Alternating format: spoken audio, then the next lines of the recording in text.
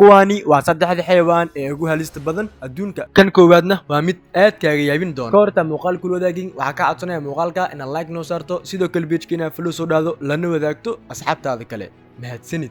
Number 3 maska inland tayban kani waa maska ugu sunta badan adduunka. Maskani hal qaniinyo oo kaliya ayuu wuxuu ku dili karaa dad kor u dhaafaya 100 qofood. nasiib wanaag maskani inkasta oo uu halis yahay haddana uu dilaayahay wuu ka xishoodaa bini'aadamka oo uma dhawaado. laakiin suntiisa ayaa kugu sababi karta inay raabi kugu dhacdo, inaad paralyze noqoto iyo weliba inaad geeriyooto. Number 2 yaxaaska ku dul sabeeya biyaha cusbada. Kani waa xamaaratada ugu xun adduunka. waxa uu awood u leeyahay inuu ku dabaasho meel sare oo hoos u jirta 23 feet ee biyaha badda. xayawaankani ayaa qaniinyo kulul, sidoo kale kaliya ma ugaarsado xayawaanada yaryar, sidoo kale wuxuu ugaarsadaa bini'aadamka. Number 1 kaneecada. waxaan u maleynayaa inaad naxday markaad maqashay kaneeco, balse xayawaankani waa kan ugu halista badan meeraha dhulka.